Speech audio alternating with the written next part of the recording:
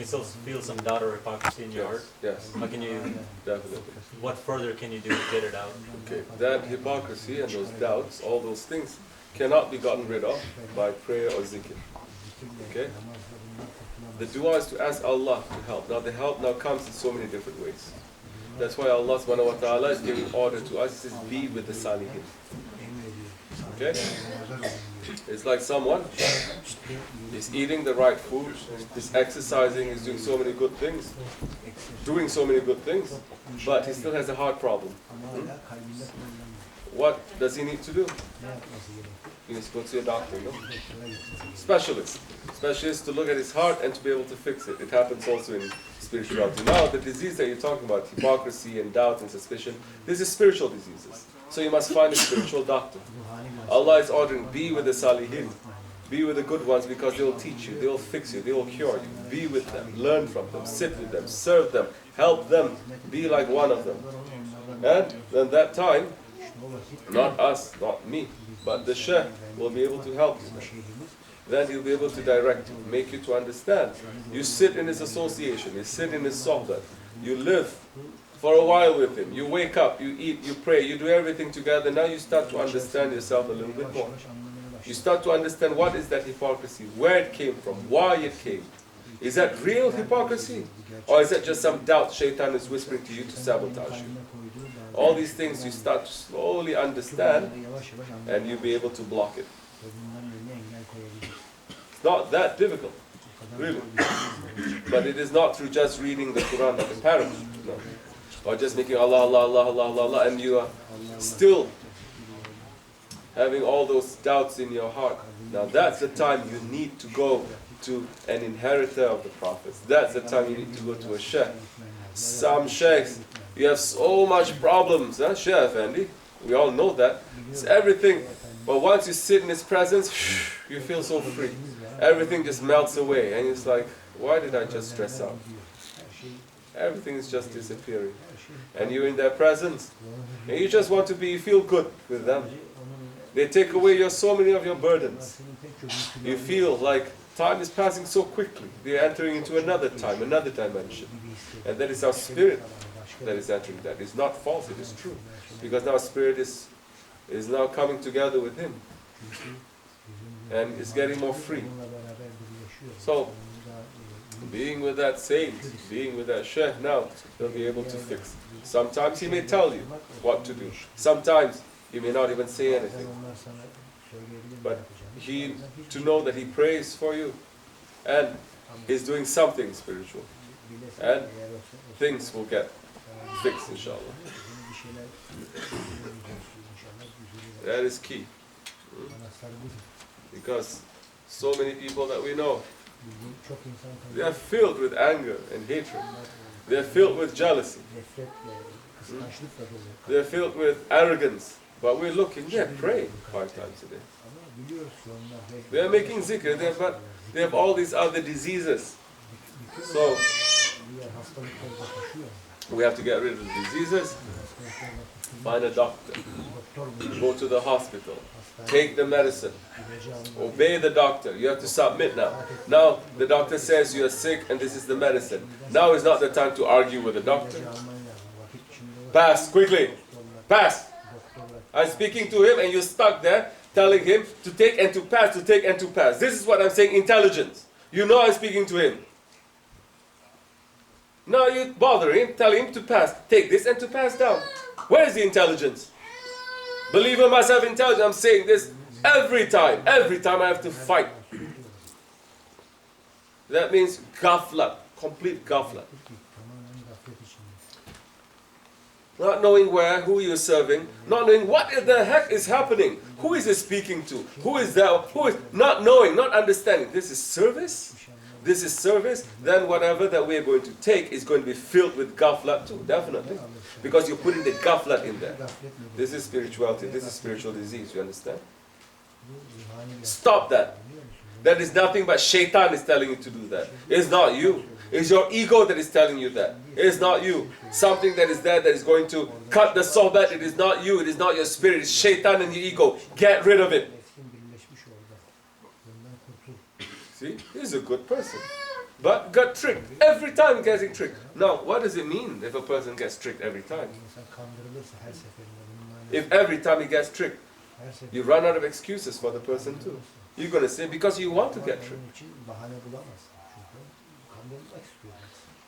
Wake up. Understand this. For everyone too. Especially those who are serving. I'm going to stop now. Because you don't know how to serve properly. You're serving without Bismillahir Rahmanir Rahim. You're serving, just serving like that. That is serving in Islam, serving in tariqat, serving with a heart, serving with a love. Then I can ask any kafir to serve better than you. They have more manners.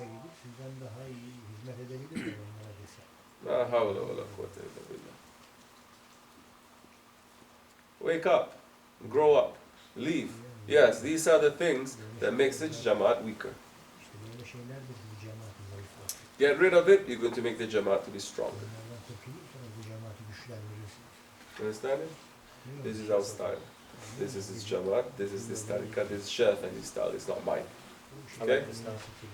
It is real, we're not faking, okay? We're not pretending. And we learn something. We're not here pretending that we are saints. We are here to concentrate on our mistakes and all wrong intentions and actions and to fix them. Anybody wants that, you're welcome. If you want it, you're welcome. So many people, they can't stand this. They don't want this. They want to enter into a Jamaat where they get praised all the time. Everyone's being fake nice, you know. Enough of that already. You don't get tired from that? I don't understand. Okay, maybe once or twice. But every time? You don't get tired from that? Must be. Right, uncle?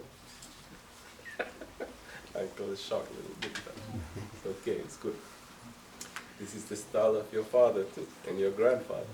All our grandfather's style is like this. Not weak, passive. No. They are very tough, correct? Now we must go back to that old style. Not to this passive, feminine way.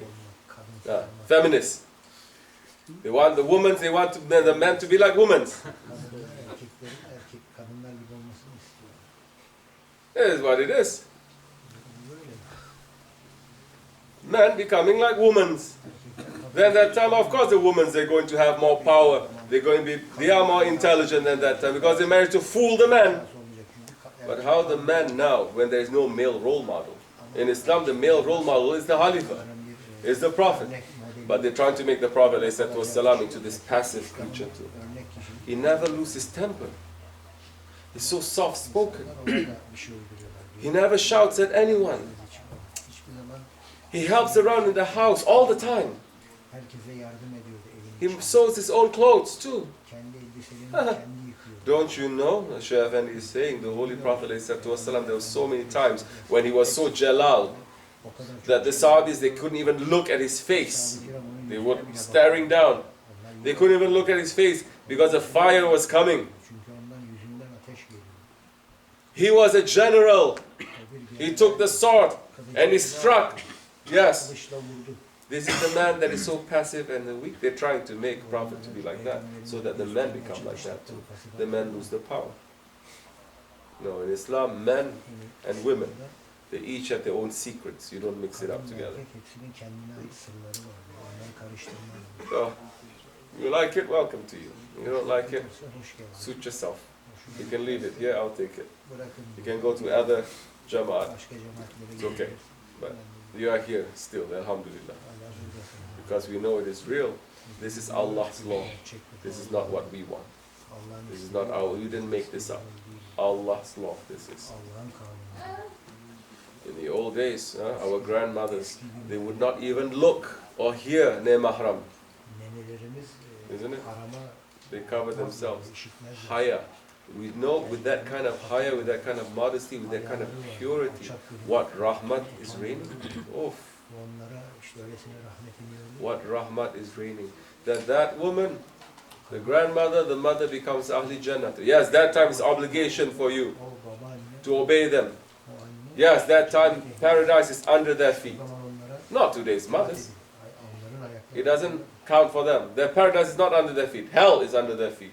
Because they're not making their children to love and obey Allah and His Prophet first. They're making their children to love and obey them first. Very quick to use the Quran to say, yeah, you have to obey.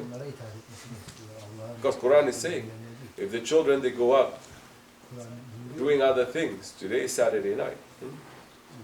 If they go out to do other things, they don't even say anything. But if your children tell them, I'm going to go to a dergah to make a zikr, oh, they'll get very upset. We come now to that place, this Ahir of the Ahir Zaman. What can we do? So many of these young guys, yeah. What are you doing here? Today is Saturday night. Go out there and party. What are you doing here? Look at this Sohaib. So young guy coming here. For what? The time now, his age, you have to find a girlfriend. You gotta be busy. Learning the world. What is the pull here?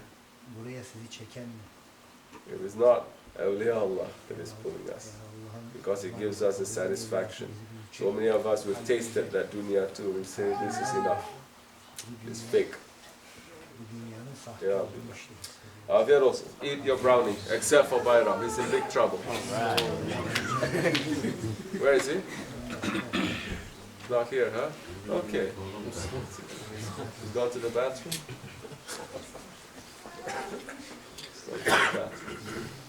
Wait for him to come back, then we torture him again. Bismillah. Any other questions?